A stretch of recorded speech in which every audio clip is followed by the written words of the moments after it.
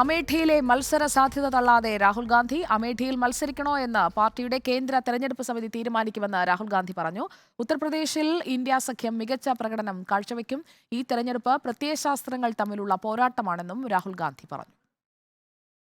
अमेठी के बाद कांग्रेस का डिसीजन है, जो भी मुझे ऑर्डर मिलेगा मैं वो करूंगा. सीईसी मीटिंग हमारी पार्टी में सीईसी मीटिंग्स में ये डिसीजन लिए जाते हैं. अमेठी के बाद कांग्रेस का डिसीजन है, जो भी मुझे ऑर्डर मिलेगा मैं वो करूंगा. सीईसी मीटिंग हमारी पार्टी में നോബിൾ മാരിക്കാരൻ, ഇപ്പോൾ രാഹുൽ ഗാന്ധിയോടാണ് അമേഠിയിൽ മത്സരിക്കുമോ എന്ന് ചോദിക്കുന്നത്. ഞാൻ മത്സരിക്കാൻ തയ്യാറാണ് എന്ന ഒറ്റ വാചകത്തിൽ രാഹുൽ ഗാന്ധിക്ക് പറയാൻ കഴിയുന്ന ഒരു സാഹചര്യമുണ്ട് എന്ന് നമുക്കറിയാം. കാരണം കേന്ദ്ര തെരഞ്ഞെടുപ്പ് കമ്മിറ്റി എന്നൊക്കെ പറയുമ്പോൾ അതിൽ രാഹുൽ ഗാന്ധിയുടെ അഭിപ്രായം എത്രത്തോളം പ്രധാനപ്പെട്ടതാണ് എന്നുള്ളത് നാട്ടിലുള്ളവർക്ക് അറിയാവുന്ന പരസ്യമായ രഹസ്യവുമാണ്. എന്തുകൊണ്ടാണ് നേരിട്ട് ഞാൻ മത്സരിക്കാൻ തയ്യാറാണ് എന്ന് പറയാതെ പാർട്ടി പറയുകയാണെങ്കിൽ മത്സരിക്കാം എന്ന ഒരു നിലപാടിലേക്ക് രാഹുൽ ഗാന്ധി എത്തുന്നത്? നേരത്തെ തന്നെ അമേഠിയിലേക്കുള്ള കാൻഡിഡേറ്റ് ആരായിരിക്കും എന്നുള്ള സൂചനകൾ ദില്ലിയിൽ നിന്ന് തന്നെ കോൺഗ്രസ് നേതൃത്വത്തിൽ നിന്ന് തന്നെ വരുന്നതുമല്ലേ?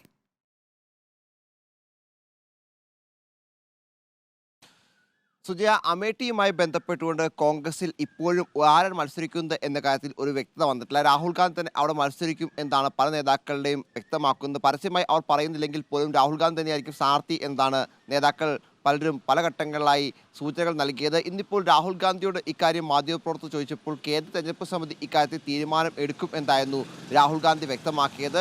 അമേഠിയുമായി ബന്ധപ്പെട്ടുകൊണ്ട് ആദ്യഘട്ടത്തിന് സ്ഥാനാർത്ഥി പ്രഖ്യാപിക്കേണ്ടതില്ല എന്നൊരു തീരുമാനം കോൺഗ്രസിൻ്റെ അകത്ത് ഉണ്ട് എന്നാണ് നമ്മൾ മനസ്സിലാക്കുന്നത്.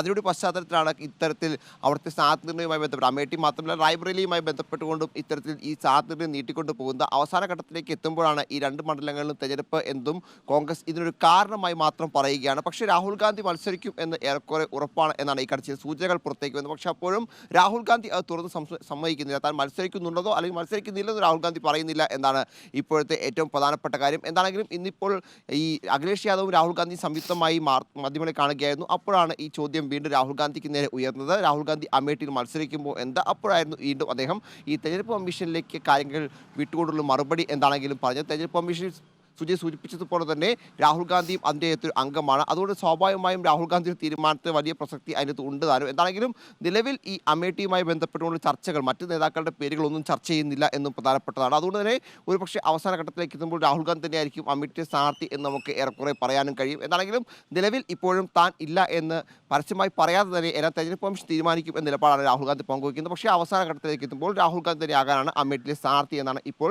സൂചനകളും പുറത്തേക്ക് വരുന്നത്. അങ്ങനെയാണെങ്കിൽ വീണ്ടും സ്മൃതി ഇറാനി വേഴ്സസ് രാഹുൽ ഗാന്ധി അമേഠി ഒരു ചർച്ചാ വിഷയവും ശ്രദ്ധാകേന്ദ്രവുമായി വരും ദിവസങ്ങളിൽ മാറുകയല്ലേ? അങ്ങനെയാണെങ്കിൽ നോബിൾ,